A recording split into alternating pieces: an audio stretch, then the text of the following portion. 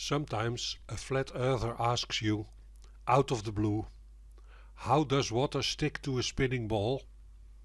The fact that the spherical earth is covered with water is a concept that flat earthers seem not to be able to grasp. In this video, some people are asking the same question, be it in some other formulations. Consider this.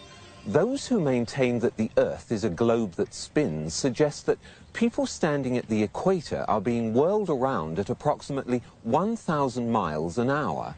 They further maintain that the Earth is spinning around the Sun at a speed of 67,000 miles per hour, and that our Sun is supposedly racing around the center of our galaxy at some 600,000 miles per hour. And yet, you and I both know that on many days it's possible to stand outside without a single hair being messed up by the breeze. With a sphere of 4,000 miles radius being spun round once every 24 hours, a little bit of calculations will show that that person there is being spun round at about 1,000 miles an hour and doesn't know it. I mean, this is obvious nonsense. You go on a merry-go-round and it goes, I doubt, more than 10 miles an hour, and you get off all dizzy. You mean to tell me that people can be spun round at approximately 1,000 miles an hour and not know it? Why, if this is so, this whole room that we're in is supposedly being spun round at something of approximately that order of speed, and we don't know it? There's all kinds of evidence for the phenomenon of what's called continental drift. This means that the continents are able to move as if they're floating on a fluid. Now, if the Earth is spherical, if it's spinning, anybody knows that if this is spinning very, very, very fast like that the continents should all be located at the equator, because centrifugal force would move the continents from the poles to the middle. If you wouldn't know better, you would think this was a scene from Monty Python. Everything that is said is sheer nonsense, but this last guy also makes two huge scientific mistakes. The Earth doesn't spin as fast as he demonstrates, and the centrifugal force doesn't exist. It's only an apparent force. To explain this last phenomenon, some basic knowledge is required. Sir Isaac Newton formulated his three laws of motion. The law of inertia: an object either moves with a constant speed and in a straight line, or it remains at rest as long as no outside force acts upon it. The law of acceleration: an object accelerates proportional to and in the direction of the force acting upon it. In quantities, that's force equals mass times acceleration.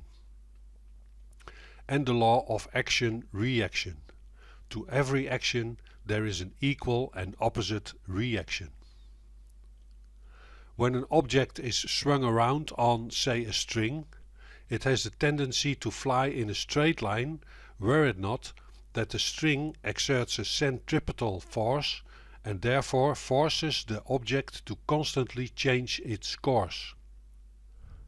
The object is accelerating towards the center of the circle.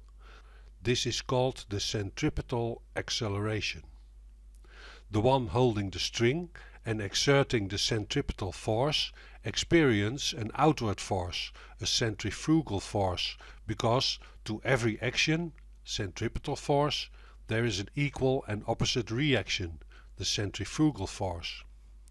However, at the moment the centripetal force is taken away, when you let go of the string, the centrifugal force ceases to exist. At that moment the inertia sets in. The object, at which no force is exerted anymore, will fly away with a constant speed and in a straight line tangent to the circular trajectory. This can best be demonstrated by this slow motion video of a hammer thrower at the Olympics. He is turning around his axis, gaining momentum, increasing the speed of the ball that he holds at a grip attached to a steel wire, As he lets go of the grip, his arms are aiming not in the direction the ball flies away to, but perpendicular to that direction. In the absence of a centripetal force, the ball follows a straight line tangent to the circular motion. If the athlete would have let go of the wire when it was pointing in the direction he wanted the ball to fly, it would have gone straight into the netting left of him. This is important to remember. Flat earthers always talk of the centrifugal force that would swing water or people or whatever they can come up with away from the earth, suggesting that you would fly straight up into the air. But it would be the inertia that would swing you away, and it would do so tangent to the surface of the earth, that is, horizontally. This lack of understanding is clearly demonstrated by this video, where someone tries to prove, only flat earthers call this proving something, that it's the enormous speed of 1,000 miles per hour at the equator that would make the centrifugal force so great that it could rip apart the fan blades of a Rolls-Royce jet engine. So it most certainly would fling us in the air, and all the sand and water with it. And all this violent action is supposed to be completely independent of the radius, whether it's 1 meter with the fan blades or 6 million meters with the earth.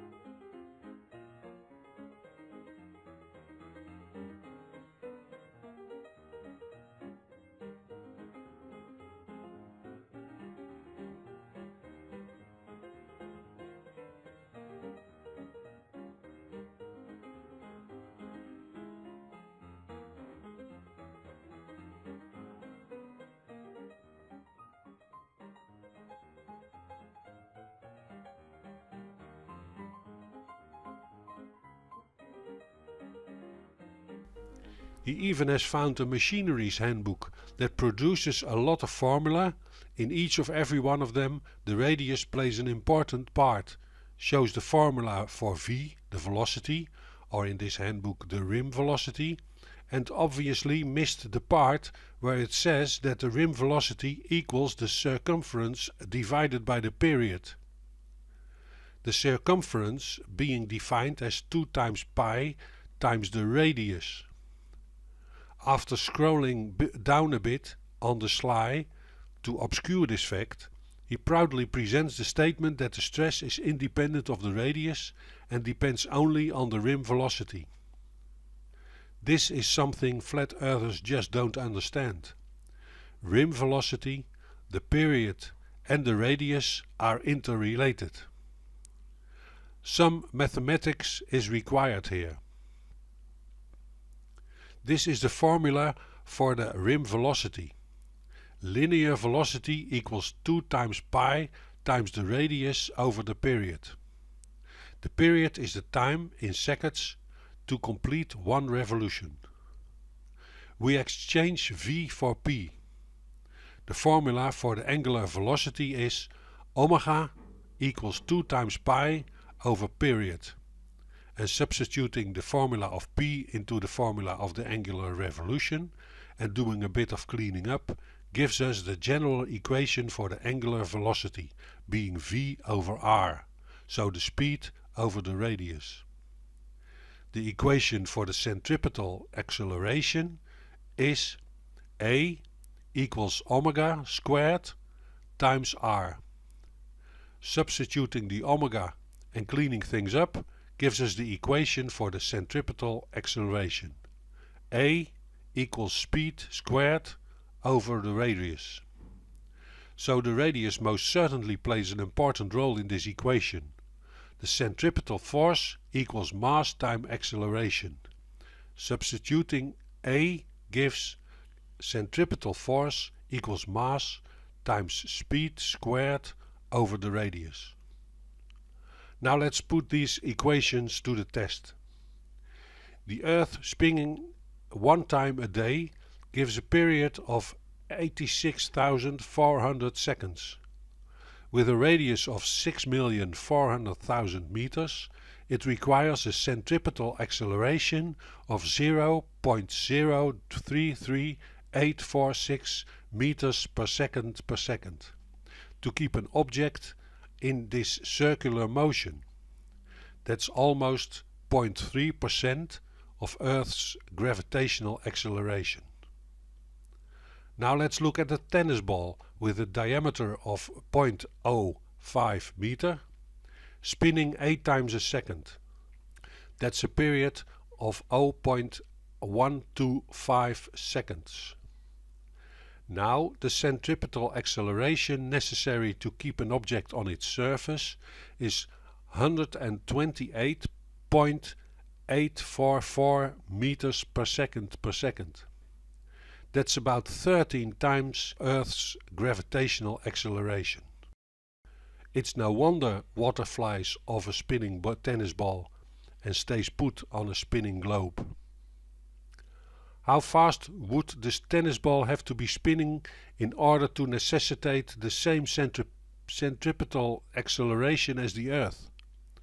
Well, it's a whopping 1 revolution every 7.6 seconds.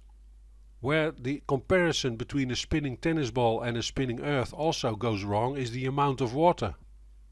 Downscaling the Earth to tennis ball size means downscaling the thickness of the 4,000 meters deep oceans to 0.031 millimeters.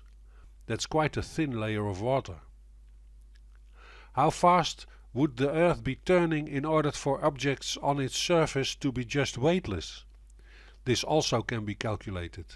For that to happen, the Earth would have to rotate 17 times a day, or almost once every hour and a half. That's for someone standing at the equator.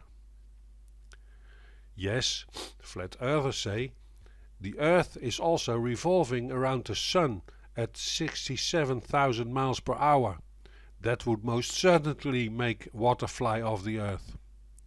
Well, no, because the centripetal acceleration necessary to keep the water in place is no more than 0.005938 meters per second. That's 0.005% of Earth's gravitational acceleration. So globe earthers needn't worry. There is no chance that they will be flung into space with a speed of 1,000 miles per hour. That's only possible in the imagination of flat earthers that don't understand the first thing about the laws of motion.